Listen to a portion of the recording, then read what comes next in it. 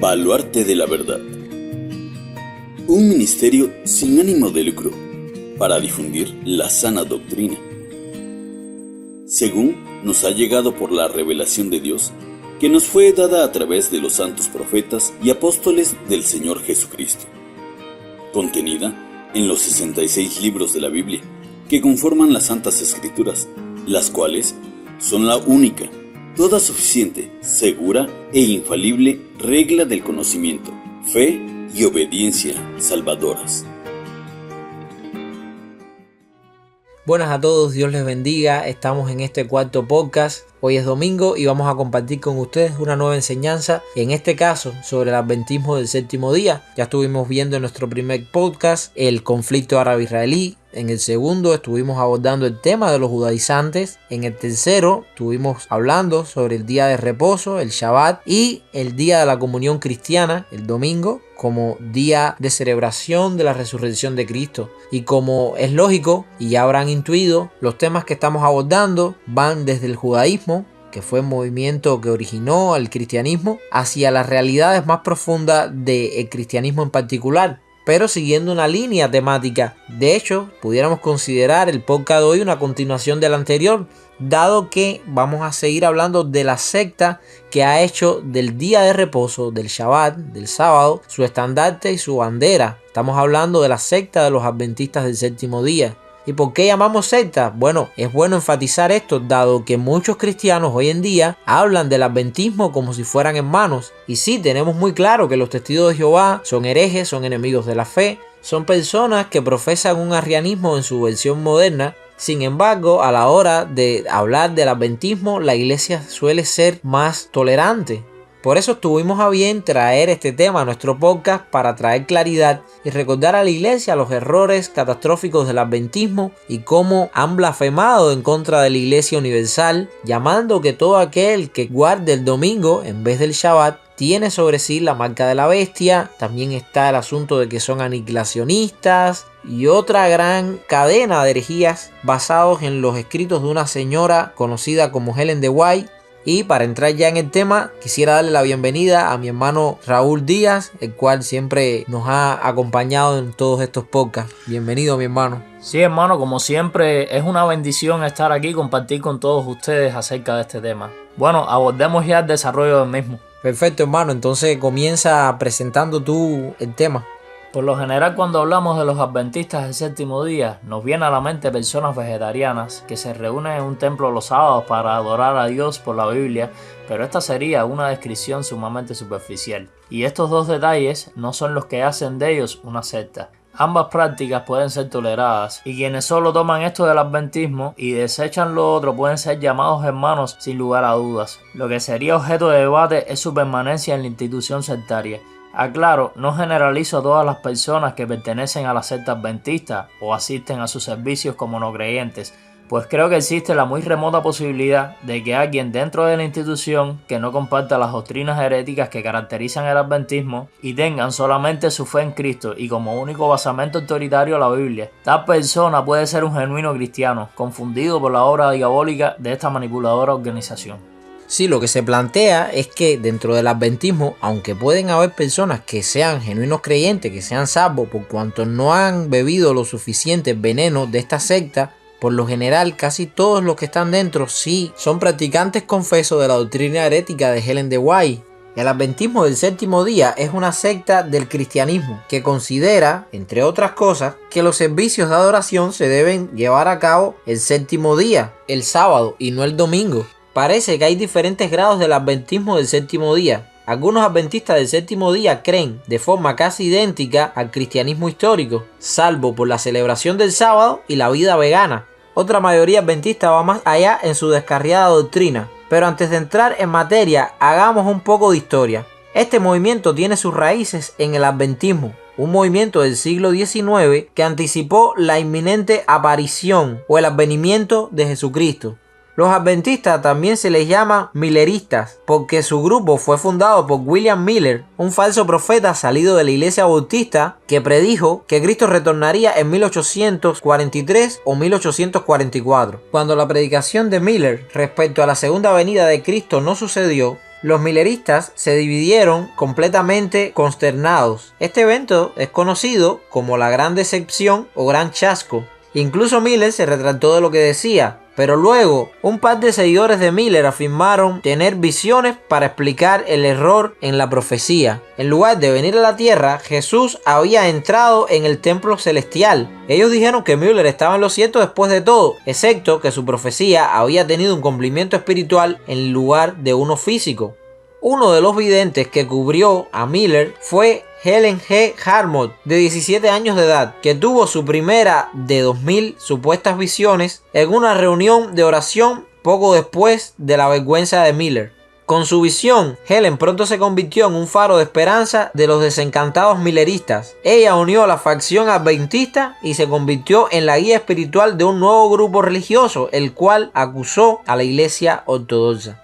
Exacto, en 1846 Helen se casó con James White, un pastor adventista. Pronto se convencieron que la observancia del sábado era para todos los cristianos. En 1847 Helen de White tuvo otra visión confirmando su creencia de que la observancia del sábado debía ser una doctrina básica. Los adventistas, bajo la influencia de Helen de White, se convirtieron en los adventistas del séptimo día. Las muchas visiones y escritos de Helen de White, ella era una prolífica escritora, formaron considerablemente la doctrina del adventismo del séptimo día.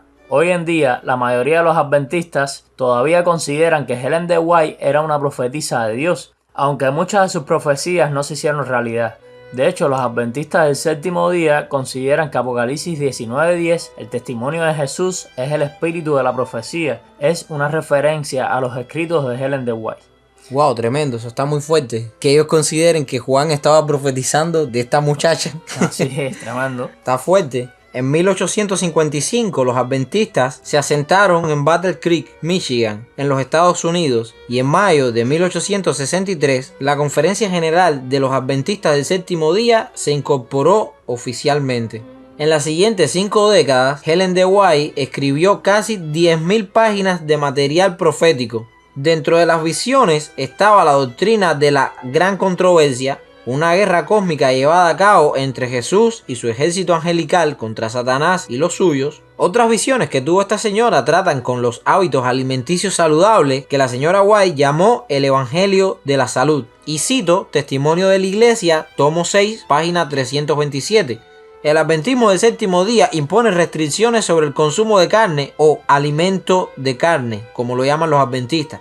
El alimento de carne es perjudicial para la salud y todo lo que afecta al cuerpo tiene un efecto correspondiente en la mente y alma. Cito el Ministerio de Sanidad, capítulo 24, la carne como alimento, página 316. Por tanto, no es de extrañar que después de exigir la observancia del sábado, los adventistas comenzaron a añadir otros elementos de legalismo a su credo. Innumerables personas se han levantado desde los días de Juan el Apóstol, afirmando que habían sido inspiradas por Dios para tener visiones y para guiar y levantar a un pueblo para Dios. En el siglo VII, Mahoma se levantó con afirmaciones exaltadas como estas, y ahora tiene casi más seguidores que Cristo. En el siglo XVI se levantaron falsos profetas, oponiéndose a la gran doctrina predicada por Lutero, de que solo las escrituras son la toda suficiente, segura regla de fe y práctica salvadora. Luego surgieron los mormones y los testigos de Jehová. Y por último, el movimiento neopentecostal, con sus visiones y casi innumerables nuevas revelaciones. Y aclaro, cuando hablamos de movimiento neopentecostal no nos estamos refiriendo a las asambleas de Dios, a la iglesia pentecostal en sí. Más bien nos referimos a lo que está pasando en los últimos tiempos, donde el carismatismo extremo ha llevado la liturgia cristiana a puntos inimaginables, donde parece más bien un show que un culto a Dios. Me refiero a estos movimientos donde la práctica de milagros y la personalidad de un líder carismático es el centro del culto y no Cristo mismo. Pues sería contraproducente criticar al pentecostalismo en su esencia, dado que quienes les hablan en este podcast son el resultado del evangelismo y la obra de una iglesia pentecostal. Ya hecho la aclaración, continuamos. En medio de esta absurda, contradictoria y antibíblicas visiones, aparece otra profetisa afirmando, como todos los otros, haber sido especialmente favorecida por Dios con visiones, visitas de ángeles, viajes a la Nueva Jerusalén, visiones de Jesucristo y del maligno. Sus visiones son reverenciadas enormemente por sus seguidores. a tal punto que, con la misma firmeza, muchos adventistas creen que no hay salvación para los que la rechazan. Algo similar ocurre con los musulmanes, que creen que se perderán todos aquellos infieles que rechacen el Corán. Ahora centremos nuestra atención hacia varias afirmaciones que se han hecho en defensa de estas visiones y demos las razones por las cuales no podemos aceptarlas como revelación divina. Se afirma que estas visiones son cumplimiento de la profecía de Joel. Y después de esto derramaré mi espíritu sobre toda carne, y profetizarán vuestros hijos y vuestras hijas. Vuestros ancianos soñarán sueños, y vuestros jóvenes verán visiones. Joel 2:28. Decimos que una aplicación de este pasaje a los tiempos actuales es una perversión de él. Pedro lo aplicó al derramamiento del Espíritu en el día de Pentecostés. Dijo, esto es lo dicho por el profeta Joel, Hechos 2:16. Evidentemente, esta predicción se refiere al evento del Pentecostés y se cumplió en la era apostólica, en la obra que comenzó el día de Pentecostés y terminó con las revelaciones que se le dieron a Juan en Patmos, año 94 después de Cristo. Profesan ser inspiradas por Dios tanto en la visión misma como en el registro de la señorita de White. Yo dependo del Espíritu del Señor tanto en lo que se refiere a relatar o escribir las visiones, como en cuanto a tener las visiones. Spiritual Gift, tomo 2, página 293. De ser verdaderas estas afirmaciones de la señora de White, estaría exigiendo para sí una autoridad igualitaria a la del profeta Isaías, Jeremías, el apóstol Juan o Jesucristo mismo, y exaltaría sus libros al plano de igualdad con la Biblia. Entonces, ¿es esta afirmación verdadera? ¿Son estas visiones dadas por inspiración de Dios?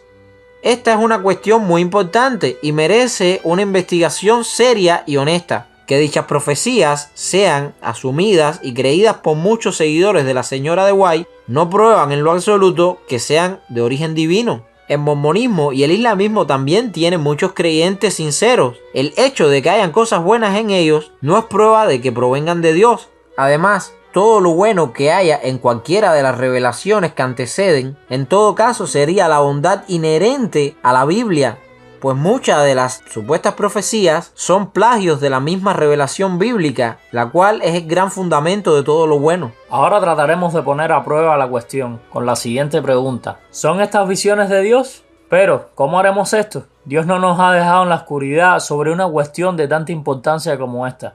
Él nos ha dado una regla infalible por la cual poner a prueba a los profetas para que los conozcamos por nosotros mismos. Si el profeta hablare en nombre de Jehová y no se cumpliere lo que dijo, ni aconteciere, es palabra que Jehová no ha hablado. Con presunción la habló el tal profeta. No tengas temor de él. Deuteronomio 18:22. Aplicaremos esta regla a algunas de las visiones de ella para ver si están a la altura del modelo divino. Profetizó que ella estaría viva cuando Jesús regrese. Primeros Escritos, página 15 y 16. Profetizó que Inglaterra declararía la guerra a Estados Unidos durante la guerra de secesión, lo que no sucedió. Testimonio para la Iglesia, T1, página 259. Profetizó que la guerra de secesión americana de 1861 a 1865 era una señal de pronta venida de Cristo. Testimonio para la Iglesia, T1, página 260. Profetizó en los años 50 del siglo XIX que Cristo regresaría en unos pocos meses. Primeros Escritos, páginas 58, 64 y 67. Profetizó que los adventistas que vivieran en 1856 estarían vivos para la segunda venida de Cristo. Primer Testimonio, páginas 131 y 132. Profetizó que Cristo regresaría antes de que fuese abolida la esclavitud en Estados Unidos. Primeros Escritos, página 35, 276. Lo que sucedió de 1863 a 1865. Afirmó que algunas razas eran fruto de las relaciones sexuales entre animales y hombres. Spiritual Gift, volumen 3, páginas 64 y 75. The Vision of the Mr. Helen de White, página 103. También afirmó que el profeta Enoch habitó en Júpiter o Saturno junto con otros seres. Early Writing, página 39-40. Afirmó que tenemos órganos animales en el cerebro y que al utilizar peluca provocaba pérdida de salud mental. Ay, Dios mío, señor. Que no puedo esto asimilarlo hasta ahora. Eso desconcentra a cualquiera. Afirmó que tenemos órganos animales en el cerebro y que al utilizar peluca provocaba la pérdida de salud mental. The Head Reformer, 1 de octubre de 1871, The Second Advent Review and the Shabbat Herald, 17 de octubre de 1871. Afirmó que Satanás llevaría los pecados de la humanidad. La Gran Controversia, página 422 y 485. Testimonio para la Iglesia, volumen 5, página 475. En contra de la Escritura, que señala que fue Cristo, 1 de Pedro 2:24 y Juan 1:29, quien llevó nuestros pecados. Afirmó que Dios había enviado un ángel para conservar a Caín. Spiritual Gift, volumen 3, página 48 y 49, edición 1864. Contrario a Génesis, capítulo 4, versículos 6 y 7. Afirmó que el sello de Dios es el sábado. Testimonio para la Iglesia, volumen 8, página 117. La Gran Controversia, página 640. Esto va contrario a lo afirmado por la Escritura de que el sello de la Iglesia es el Espíritu Santo. Compárese con Efesios 1:13, 14, 4:30, 2 de Corintios 1:21 y 22, etc. Afirmó que la expiación realizada por Cristo no fue concluida en la cruz. La Gran Controversia, página 422-623. Testimonios para la Iglesia, volumen 1, página 58. En contra de lo señalado en la Biblia, Hebreos 9:26, 10:12 y Juan 19:30.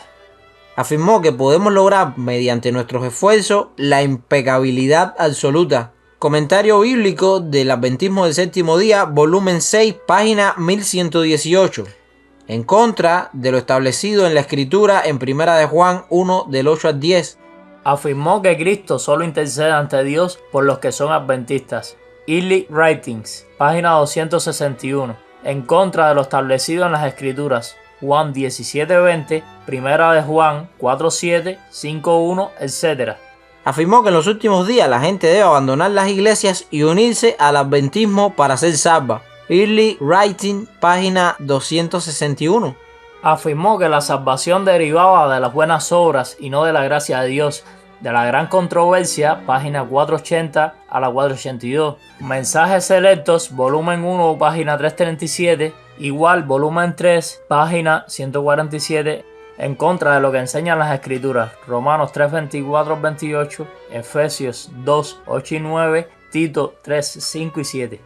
Afirmó que había escuchado el día y la hora de la segunda venida de Cristo. Early Writing, página 15. Mensajes selecto, volumen 1, página 76. La Gran Controversia, página 640. Testimonio para la Iglesia, volumen 1, página 59. Esto en contra de lo que enseña la Escritura, directamente con lo que dijo Jesús literalmente, Hechos 1:7. Afirmó que hasta el 22 de octubre de 1844 Jesús no ascendió a la diestra de Dios. La Gran Controversia, página 480. En contra de lo establecido en la Biblia. Hebreos 1:3, 13:10, 11:12, Apocalipsis 3:21, Hechos 7, 55 y 56. Lo antes citado no se trata de nuestra opinión, son evidencias innegables. Alguien que afirma todas estas cosas de parte de Dios no puede ser considerada hermana, cristiana, salva, profetisa, guía espiritual, ni mucho menos inspirada por el Espíritu Santo. Bueno, y yo me atrevería a decir que tampoco puede ser considerada alguien en sus cabales. Más bien, alguien así es enemiga del Evangelio, hereje, hija del diablo, pues es mentirosa y él es el padre de mentira. Bueno, y si estuviéramos en el antiguo pacto, debería ser apedreada. ¿Qué pasaba con los profetas que daban una profecía y no se cumplía a tiempo? En tiempo de Moisés, la pedrada no se lo hubiera quitado a nadie. Bueno, ella tiene una historia con una piedra también. Vamos a verlo después. Ella también tiene una historia con una pedrada que recibió. Cuando pequeña. Sí, sí. Wow. Eso me hace entender un poco mejor todas estas cosas que ella decía. Sí, son delirios prácticamente. Y si sobre las enseñanzas de esta mujer tan alejada de Dios y lejos de la cruz de Cristo se fundó un movimiento adventista, no podemos considerar el fruto de su trabajo como algo bueno, ni tampoco podemos considerar hermanos aquellos que se unen a las filas de este movimiento encabezada por una mujer tan subnormal.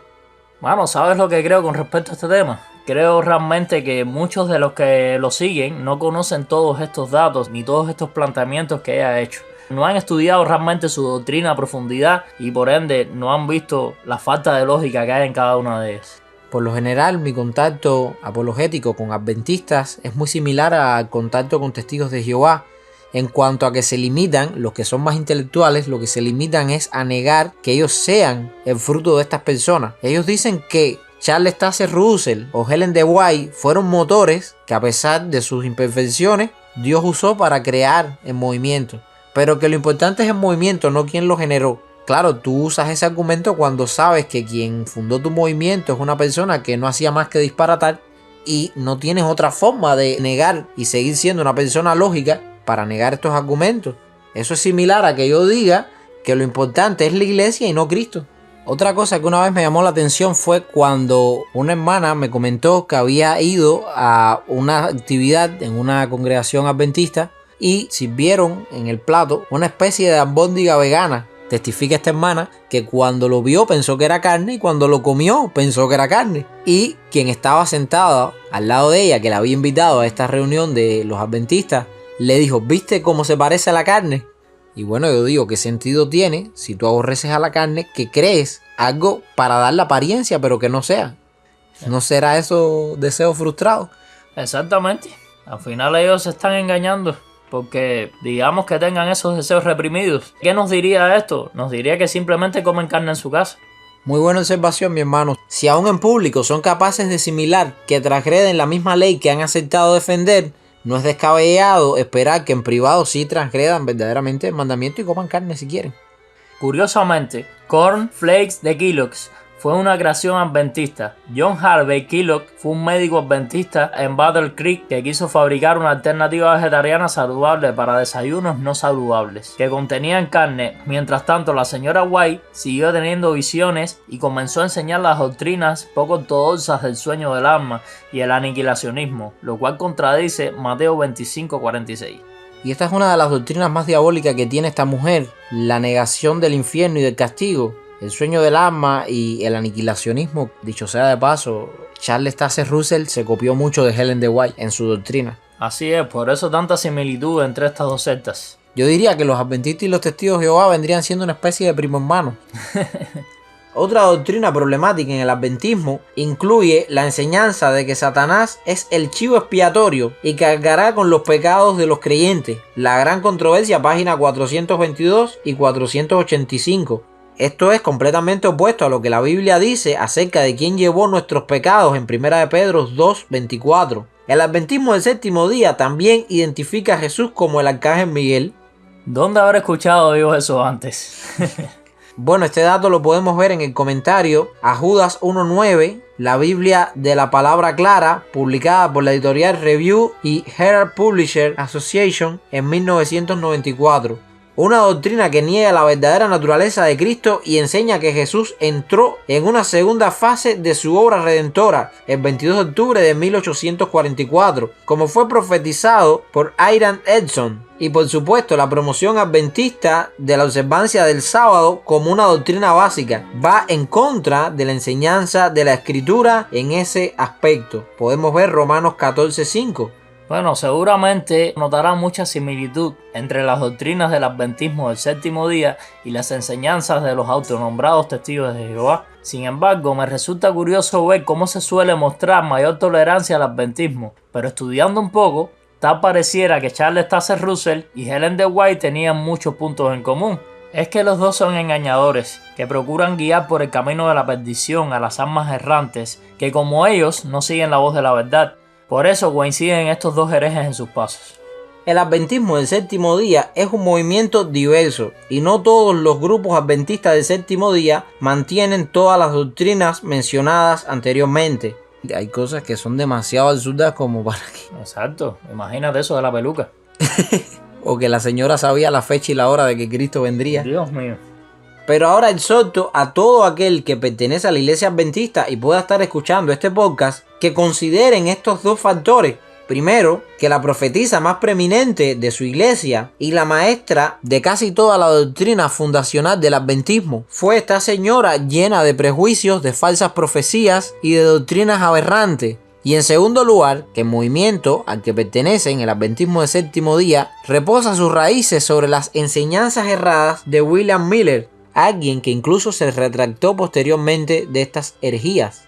Por lo tanto, ¿debería un cristiano asistir a una iglesia adventista del séptimo día o casarse o tener comunión con otra persona que practique esa doctrina?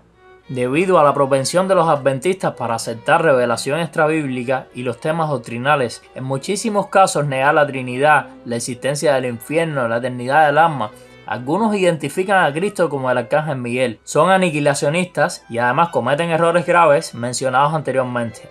Alentamos firmemente a los creyentes a no involucrarse en el adventismo del séptimo día, ni a mantener relaciones más allá de la evangelización con quienes practican tal doctrina herética. Hay quienes apologizan a favor de una actitud de hermandad hacia los adventistas. Estos hablan de los puntos en los cuales coincide el cristianismo histórico con el adventismo. Lo cierto es que de puntos de encuentro tendremos con muchísimas religiones. Pero recuerden que el maligno siempre mezcla la verdad con mentiras. Por eso el adventismo es una mezcla de doctrina verdadera con mucho veneno de su fundador y falsa profetisa.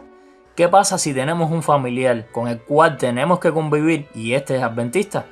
Lo mismo ocurre cuando tenemos que convivir con familiares a los cuales amamos mucho y no son creyentes. Evitamos hablarle del tema y cuando lo hacemos es con fines evangelísticos. Sé cuán duro puede sonar lo que digo, pero la cuestión debe ser abordada no desde los sentimientos y emociones, pues estos son engañosos. Jeremías 17:9. Engañoso es el corazón más que todas las cosas y perverso. ¿Quién lo conocerá? Debemos actuar desde la razón y la obediencia a las Escrituras. Recordemos que ellos fueron los primeros en decir que las iglesias estaban mal y deben convertirse a la fe adventista, que nosotros teníamos la marca de la bestia al congregarnos los domingos. Puede que todos no lo digan, pero siguen opinando igual como institución militante. Este estudio no busca hablar de personas en específico, sino de la fe que los une a todos bajo el mismo nombre, adventistas del séptimo día, la cual no es la fe en Cristo, evidentemente, pues esa supuesta iglesia no está fundada sobre Cristo y la verdad, sino sobre una falsa profetisa, Ellen G. White, que seguía a un falso profeta, William Miller. Bueno, me despediré con la exhortación del apóstol Judas, Judas 1:3. Amados, por la gran solicitud que tenía de escribiros acerca de nuestra común salvación, me ha sido necesario escribiros, exhortándoos que contendáis ardientemente por la fe que ha sido una vez dada a los santos. Ya datos técnicos aparte, más allá de la respuesta teológica, hay que entender que la señora de White tuvo un episodio, como decíamos ahorita, en el cual recibió un golpe muy fuerte en la cabeza, lo cual le produjo todas estas alucinaciones.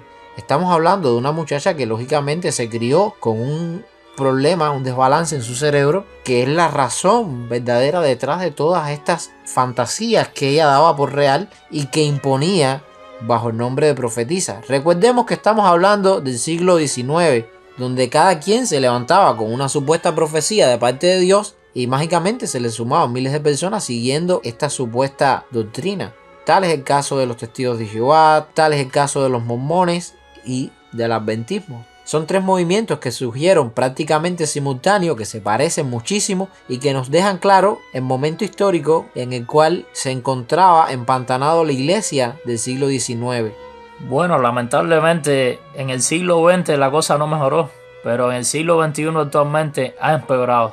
Asimismo es, para que se cumpla la profecía del apóstol Pablo de que en los postreros días se levantarían personas así. Bueno, hermano, te voy a proponer que el próximo podcast sea acerca de los mormones. Sería interesante, ya que son movimientos casi paralelos, un poquitico antes los mormones, pero toman uno del otro. Entonces vamos a crear ese compromiso con la audiencia. Así es, hermano. En el próximo encuentro, Dios mediante, vamos a traer el tema del mormonismo. Tenemos una semana para prepararnos. Dios mediante. Bueno, sin más, hemos llegado al final de este encuentro. Es un placer estar con ustedes. Mi nombre es William Reiné. Bueno, Raúl Adrián para servirles, como siempre les digo. Y aquí estaremos la próxima semana para compartir con ustedes otro tema de su interés. Dios les bendiga.